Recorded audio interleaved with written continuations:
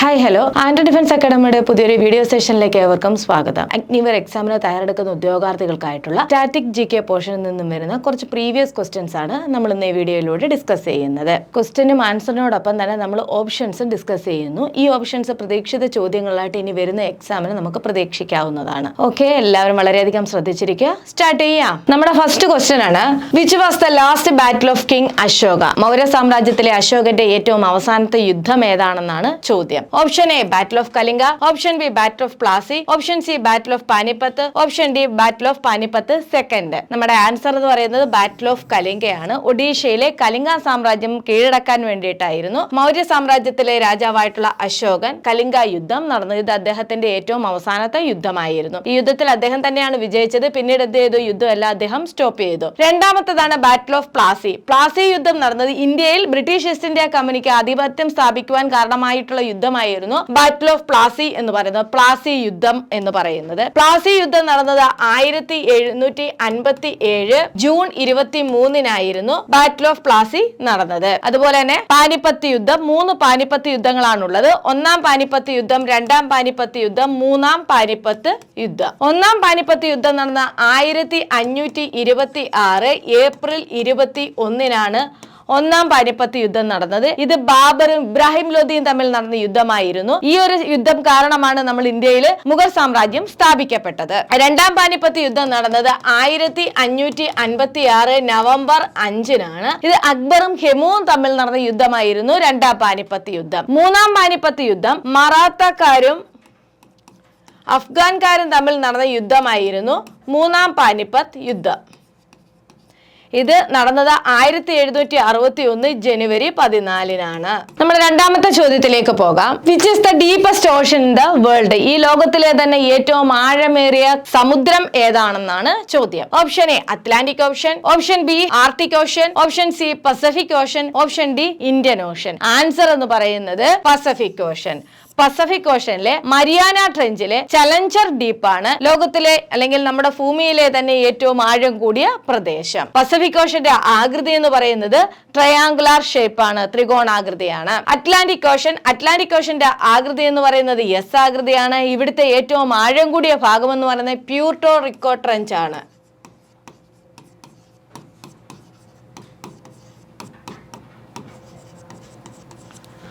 Arctic ഓഷന്റെ ആകൃതി എന്ന് പറയുന്നത് ഡി ഷേപ്പ് ആണ്. ഇതിന്റെ ഏറ്റവും ആഴം കൂടിയ ഭാഗം എന്ന് പറയുന്നത് മൊള്ളോയി ഡീപ്പാണ്.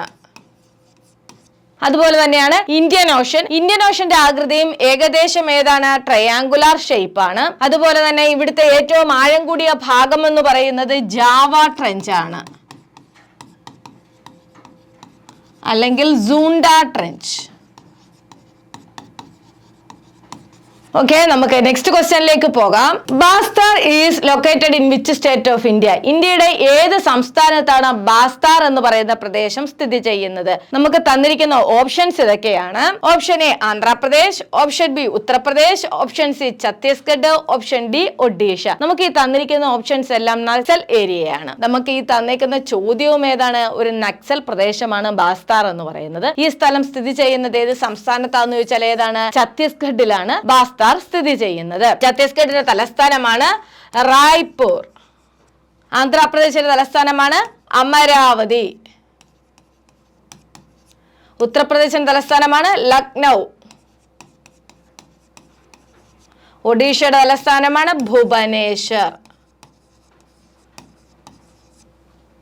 Okay, Indian army 2025 online and offline batches നമ്മുടെ ആൻഡ്രി ഡിഫൻസ് അക്കാഡമിയിൽ ആരംഭിച്ചിട്ടുണ്ട്. Agniveer JD, tradesman, office assistant, technical, nursing assistant തുടങ്ങിയ കോഴ്സസ് ആണ് ഓൺലൈനായിട്ടും ഓഫ്ലൈനായിട്ടും ലഭ്യമാണ്. താല്പര്യമുള്ളവർ ഈ നമ്പറിലേക്ക് ബന്ധപ്പെടുക.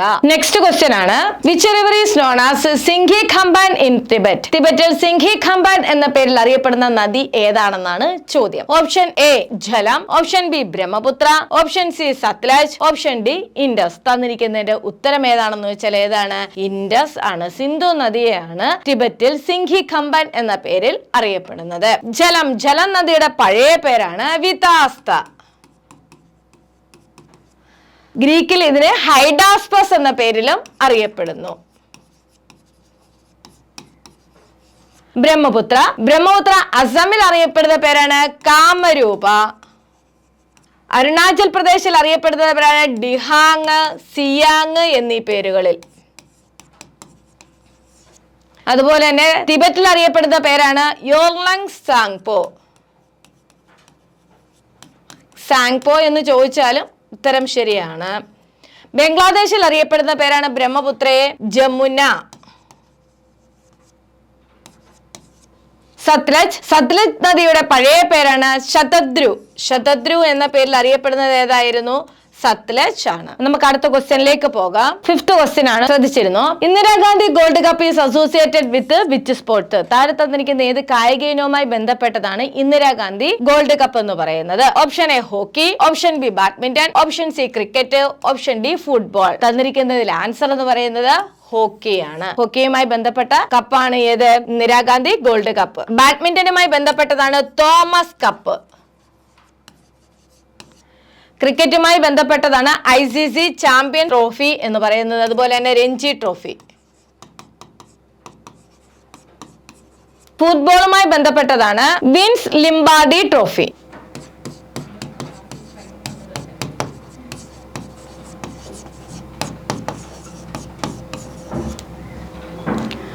നമുക്ക് നെക്സ്റ്റ് ക്വസ്റ്റ്യനിലേക്ക് പോകാം. 6th ക്വസ്റ്റ്യൻ ആണ്, what is the time of Rajya Sabha members? രാജ്യസഭാ അംഗങ്ങളുടെ കാലാവധി എത്ര വർഷമാണെന്നാണ് ചോദ്യം. Option A 5 years, option B 6 years, option C 3 years, option D 4 years. തന്നിരിക്കുന്നതിൽ answer എന്ന് പറയുന്നത് 6 years ആണ്. രാജ്യസഭ ഒരു സ്ഥിരം സഭയാണ്, പിരിച്ചുവിടലില്ല. ഓരോ മെമ്പേഴ്സും 6 വർഷം കൂടുമ്പോൾ 3/2 ഭാഗം ആൾക്കാർ എന്ത് ചെയ്യുന്നു? പിരിഞ്ഞു പോവുകയാണ് ചെയ്യുക. അപ്പൊ രാജ്യസഭാ മെമ്പേഴ്സിന്റെ കാലാവധി 6 years ആണ്. ലോക്സഭാ മെമ്പേഴ്സിന്റെ കാലാവധി 5 years ആണ്.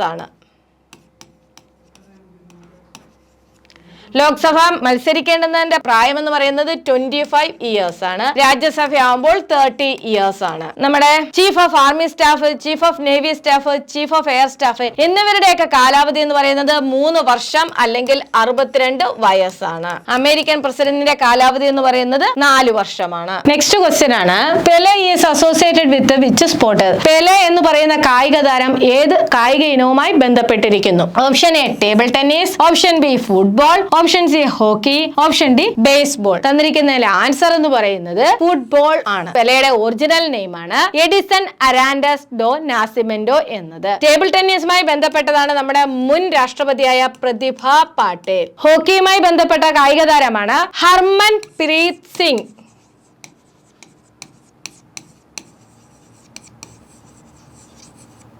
അതുപോലെ ഹർമൻ പ്രീത് കൗർ ഉണ്ട്. നമ്മുടെ ക്രിക്കറ്റിലെ വനിതാ താരമാണ് ഹർമൻ പ്രീത് കൗർ എന്ന് പറയുന്നത് കേട്ടോ. രണ്ടുകൂടെ തിരിഞ്ഞു പോകരുത്.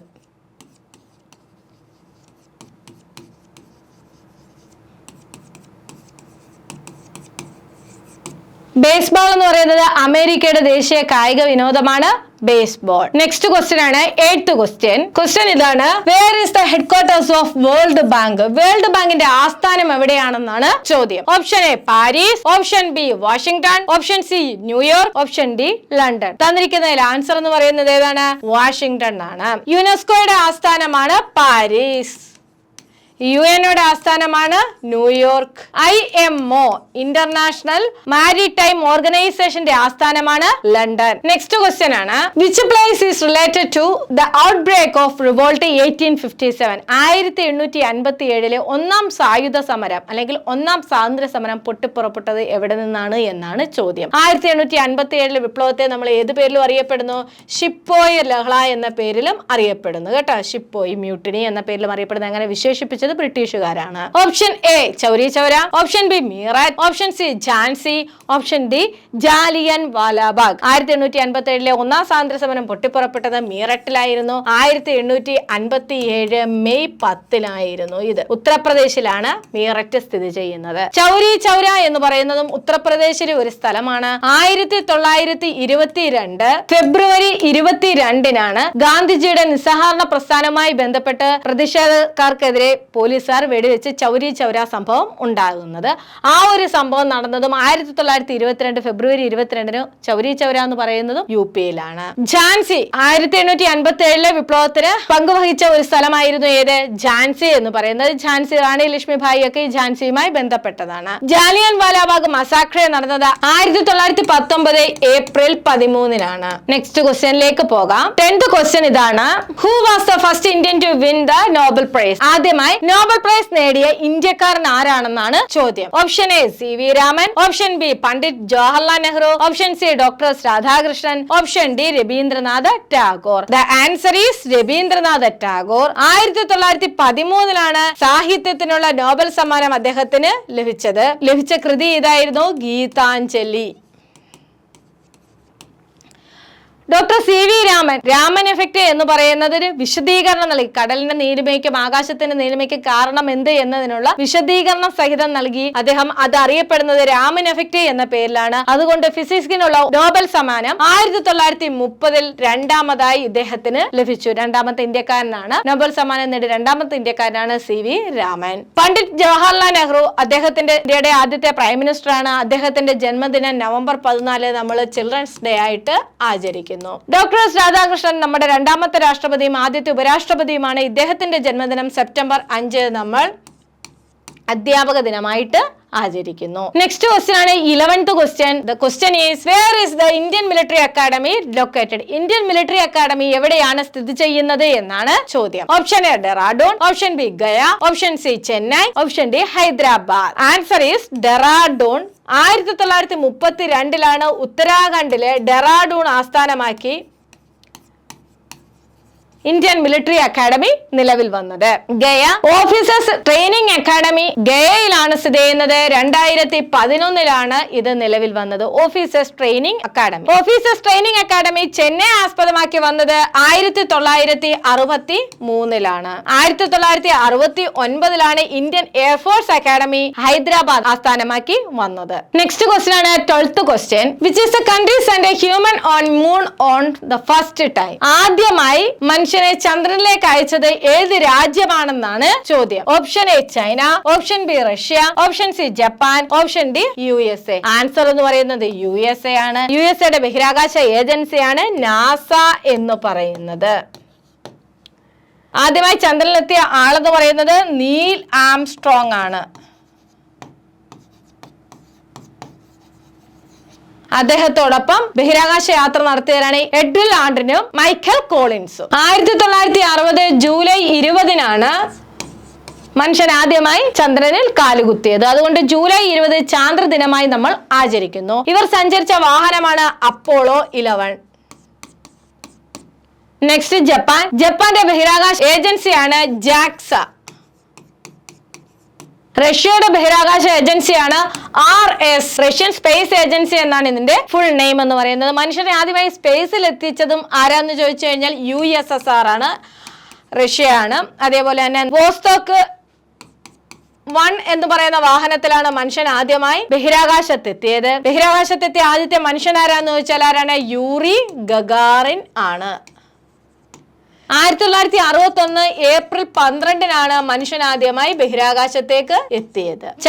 ചൈനയുടെ ബഹിരാകാശ ഏജൻസിയാണ് CNSA.